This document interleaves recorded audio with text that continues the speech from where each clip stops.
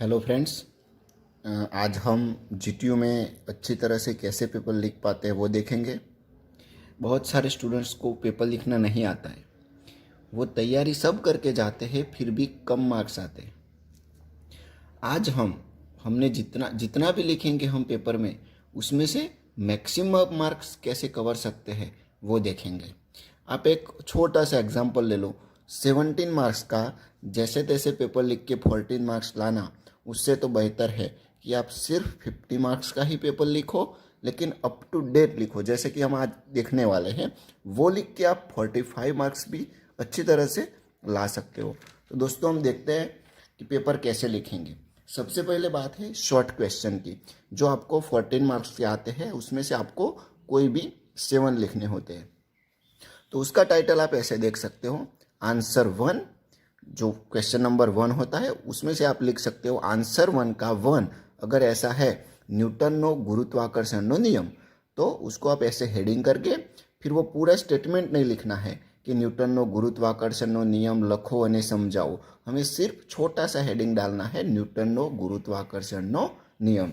ऐसे करके इसका जो भी नियम था उसको ऐसे डबल कोटेशन में लिख देना है। फिर उसके जो एक दो फॉर्मूला है वो लिख देंगे। उसके बाद मान लो कि शॉर्ट क्वेश्चन है तो वो इतने में पूरा हो जाएगा। उसके बाद आपको आंसर 1 का जो क्वेश्चन था उसका दूसरा आंसर भी आता है, वो है नैनो मटेरियलना गुणधर्मो। तो तभी आप इसको बीच में ऐसे टाइटल डाल के लिख सकते हो, आंसर 1, उसका दूसरे का आंसर हमें लिखना है नैनो मटेरियलना गुणधर्मो। अभी जो भी हम ऐसे पॉइंट्स वाले लिखेंगे, एक एक लाइन छोड़ के लिखेंगे। मान लो कि पहला हमने लिखा है मैग्नेटाइजेशन વધારે છે, फिर लिखा है વધારે मजबूताई धरावे छे।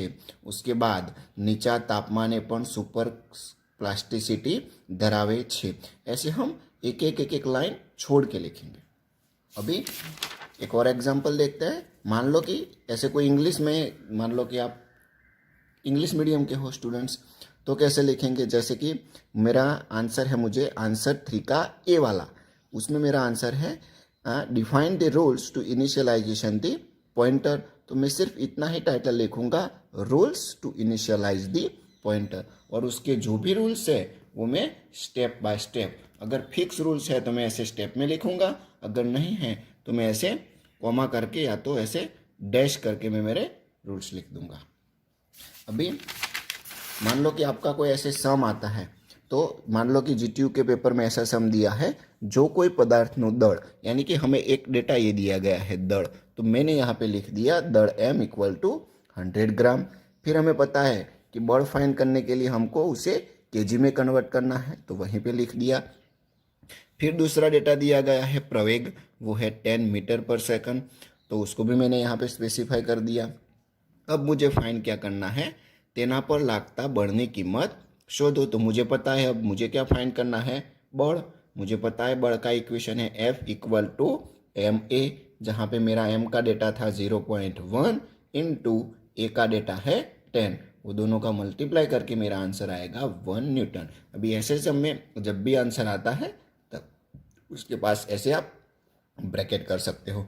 दोस्तों, ये डेटा लिखने से आपका बेनिफिट इतना है कि आप कहीं पे भी गलती की होगी तो आपको तुरंत यहीं से मालूम हो जाएगा, और जो पेपर चेकर है उसे भी पता चलेगा कि कम से कम बच्चे को उतना तो पता है कि दौड़ क्या होता है, प्रवेग क्या होता है। तो वो अगर आपने सम गलत लिखा है फिर भी आपको 1 या 2 मार्क्स मिलने के चांसेस होते हैं। फिर दूसरी एक चीज़ याद रखें, मान लो कि आपका क्वेश्चन 3 का बी है, वो आपको नहीं आता, तो उसका अगर और वाला ऑप्शन आता है और अगर पेपर में दिया है तो ऐसे आप स्पेसिफाइड कर सकते हो कि मैंने और वाला लिखा है, ताकि पेपर चेकर के लिए मुश्किल ना हो जाए। अभी कोई ऐसा नियम है कि न्यूटनની गतिનો ત્રીજો नियम समझावी तेना नियमना उदाहरण आपो।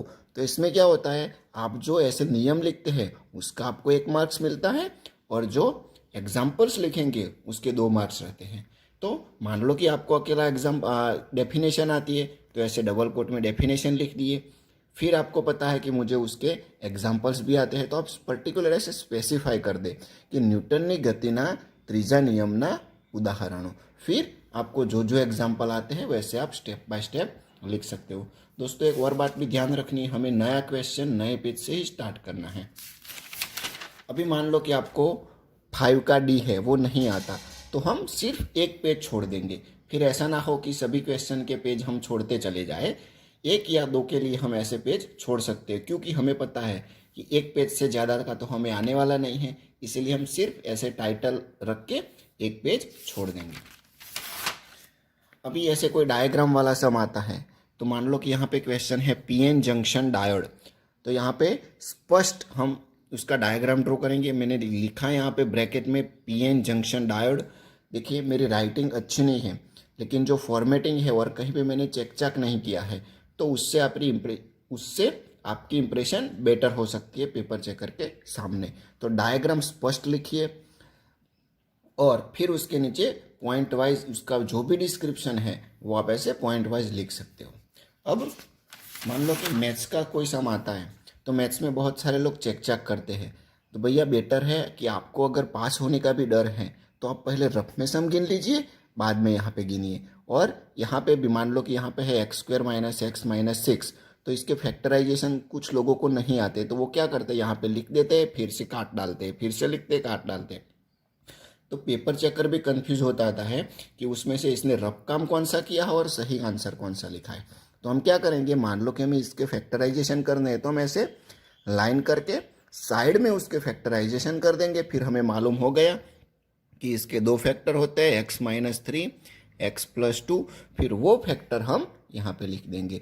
फिर मान लो कि x+2 कैंसिल होते हैं, तो हम ऐसे मिटा देंगे और लास्ट में आएगा x-3। फिर यहाँ पे जो लिमिट की कीमत थी वो हम यहाँ पे रख देंगे और हमारा आंसर मिल जाएगा। मैथ्स में दोस्तों उतना याद रखना है, जो भी क्वेश्चन है उसका लास्ट में जितना भी आंसर आता है उसके नीचे हम ऐसे अंडरलाइन या तो फिर ब्रैकेट कर देंगे, ताकि पेपर चेकर के लिए ये ईजी हो जाए। तो दोस्तों आप चाहे जितनी भी तैयारी करो, लेकिन उतना पेपर आप अप टू डेट लिखोगे तो आपने जितनी भी तैयारी की है उतने मार्क्स आप इजीली कवर कर सकते हैं।